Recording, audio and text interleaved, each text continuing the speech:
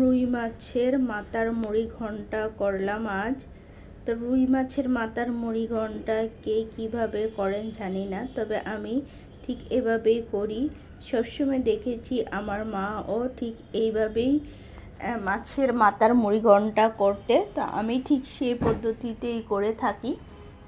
তা আমার কাছে খুব ভালো লাগে, আমার মেয়ে খুব পছন্দ করে এরকমভাবে যদি, তাহলে তো ও পুরা খালি খালিই খেয়ে ফেলে।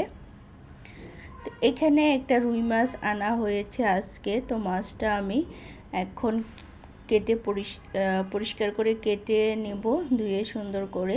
আর মাথাটা আর 2 পিস দিয়ে রান্না করব। আর এখানে মাছ এনেছে পাঁচমিশালি কিছু মাছ, তো এগুলো কেটে গুছিয়ে নেব। তো আজকে শুধু করব আই থিঙ্ক আজকে মানে মাছের মাথার মুড়ি ঘন্ট করব।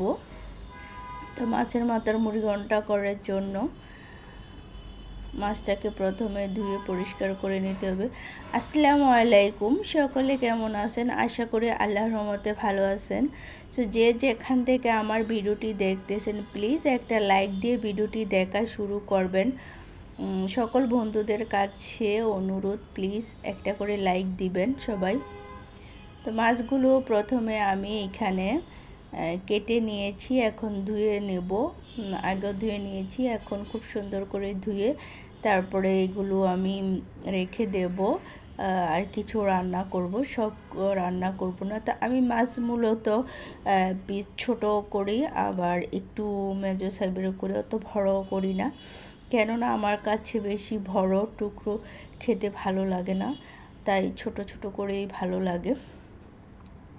তো এইখানে আমি 3 পিস মাছের পিস নিয়েছি, আর মাথাটা নিয়েছি, ফুল মাথাটাই আমি নিয়েছি। তো এখন এটাকে আমি যে মুড়ি ঘন্ট করব, তো আশা করি সবাই ফুল ভিডিওটি দেখবেন, আমার সাথে থাকবেন। তো আর কি, তো এই মাছের মাথার মুড়ি ঘন্ট করার জন্য আমি প্রথমে কড়াই বসিয়ে দিলাম। তো কড়াইতে পর্যাপ্ত পরিমাণ তেল দিয়ে দিয়েছি। তেল দিয়ে এখন এর মধ্যে পেঁয়াজ কুচি দিয়ে দেব। তো কড়াইতে আমার আগে একটু তেল ছিল, সাথে এটার সাথেই বসিয়ে দিয়েছি। তো আর একটু দেব, সাথে তেল দিয়ে সুন্দর করে এরপরে পেঁয়াজ কুচি দিয়ে দিলাম। পেঁয়াজ কুচি দিয়ে আমি ভালো করে পেঁয়াজগুলো একটু ভেজে নেব, কেননা পেঁয়াজগুলো একটু ভেজে নিতে হবে একটু।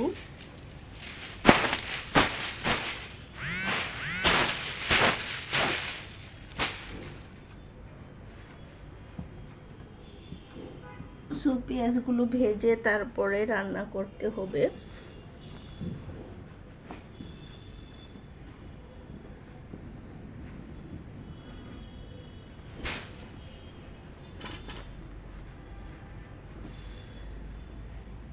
পেঁয়াজগুলো ভেজে আমি এখানে কিছু টমেটো দিয়ে দিয়েছি, আর মশলা দিয়ে দেব। সব মশলা দিয়ে আমি আসলে আজকে রুই মাছের মাথার মুড়ি ঘন্ট কিন্তু টমেটো দিয়ে করব।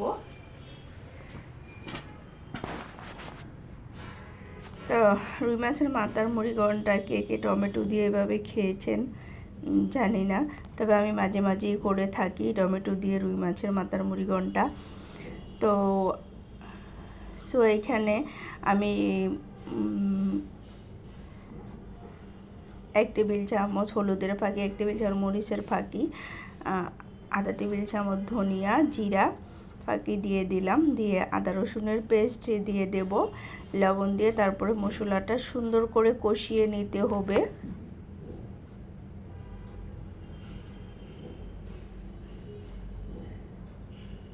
তো এখানে রসুন পেস্ট দিয়ে দিলাম, এরপরে আদা পেস্ট দিয়ে দেব। তো আদা পেস্ট দিয়ে দিলাম, একটু রসুন পেস্ট দেব। রসুন পেস্টটা একটু বেশি দেব, কেননা মাছের মধ্যে কিন্তু একটু রসুন বেশি দিলে ভালো লাগে,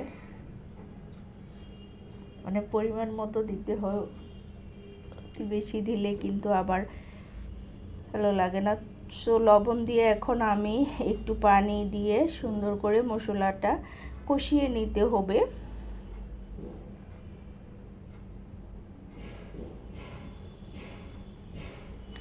তো এখন একটু পানি দিয়ে দিলাম, পানি দিয়ে মশলাটা কষিয়ে নিতে হবে। কষিয়ে নিয়ে তারপরে মাথাটা দিয়ে দেব।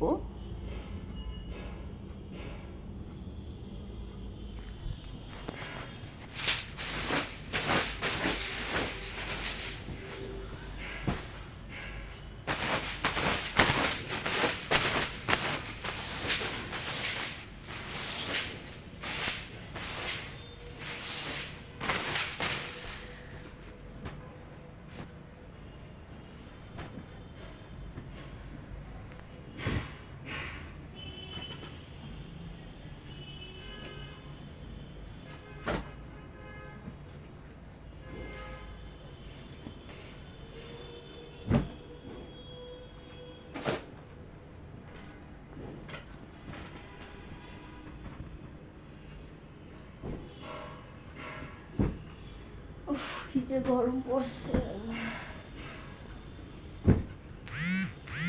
প্রচন্ড গরম। তো এবার মশলাটা কষানো হয়ে গেছে। এরপরে আমি এখানে যে মাছগুলো দিয়ে দেব, সবগুলো যে আমি নিয়েছি, মাথাটা আর টুকরো নিয়েছি, তো এগুলো সব একসাথে দিয়ে কষিয়ে নেব একটু মাছটাকেও।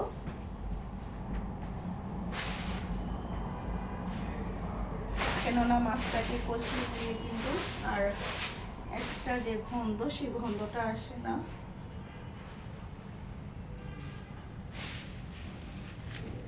কাটে অনেক সময়।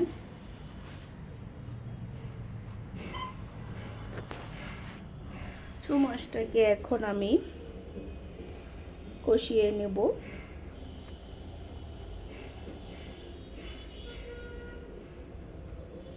তো কষানোর জন্য আমি মাছটা দিয়ে একটু নেড়ে ছেড়ে ঢেকে দিলাম। ঢেকে 5 মিনিট পর ফিরে আসলাম আবার। তো 5 মিনিট পর আবার নেড়ে ছেড়ে দেব একটু।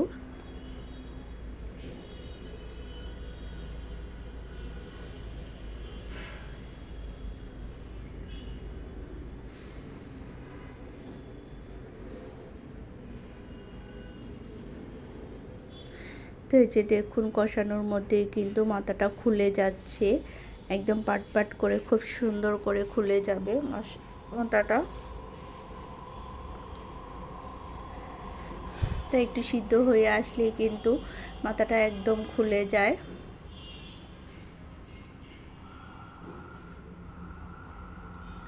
তো আর কি পুরো মাথাটা আমি এভাবে খুলে তারপর পানি দিয়ে দেব এখানে।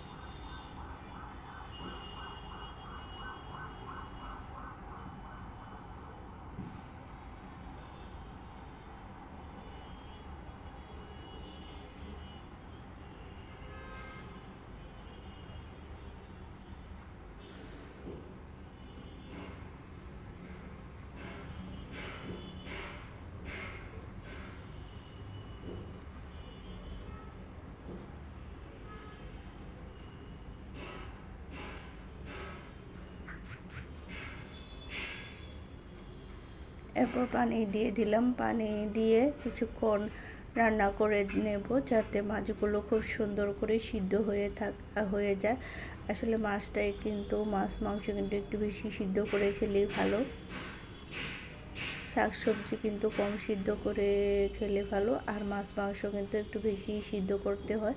তো একটু বেশি পানি দিয়ে দিলাম, যাতে সুন্দর মতন সিদ্ধ হয়ে আছে আর একদম পারফেক্টভাবে হয়ে যায়। তো ভিডিওটি যারা এই পর্যন্ত দেখে চলে এসেছেন, লাইক দিতে ভুলে গেছেন, প্লিজ একটা করে লাইক দিয়ে দেবেন, সবার কাছে অনুরোধ। এভাবে কিন্তু আমি কিছুক্ষণ রান্না করে নেব, রান্না করে একদম শুকিয়ে নেব।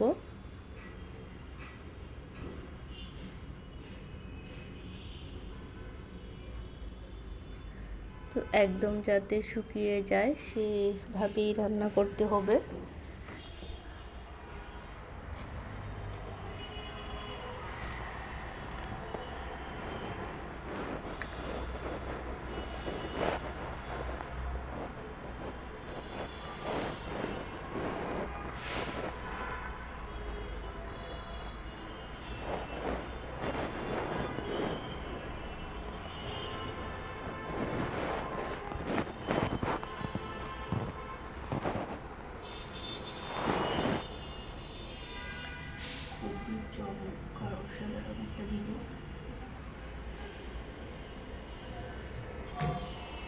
তো এই যে দেখুন ঝোলটা কিন্তু আমার শুকিয়ে আসতেছে, আর শুকিয়ে আসলে কিন্তু আস্তে আস্তে কিন্তু রান্না হয়ে যাবে আমার।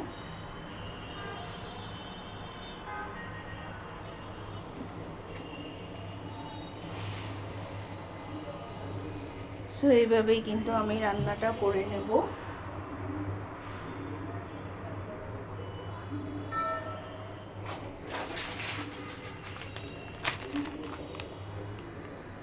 এই যে দেখুন আমার কিন্তু একদম হয়ে যাচ্ছে, এটা কিন্তু শুকিয়ে গেছে একদম।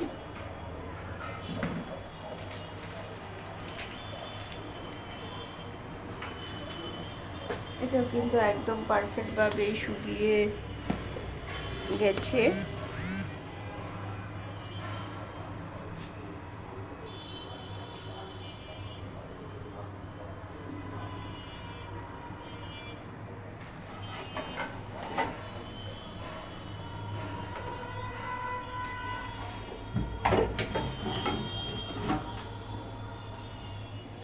তো এই পর্যায়ে আমার মুড়িঘণ্টাটা হয়ে গেছে। তো যারা যারা এতক্ষণ আমার সঙ্গে ছিলেন সবাইকে অসংখ্য অসংখ্য ধন্যবাদ। তো এই পর্যন্তই।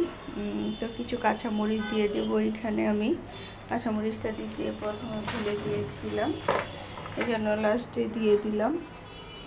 তো এইভাবে যদি মুড়িঘণ্টা করে খাওয়া হয় তাহলে কিন্তু অত্যাধিক সুস্বাদু হয়ে থাকে।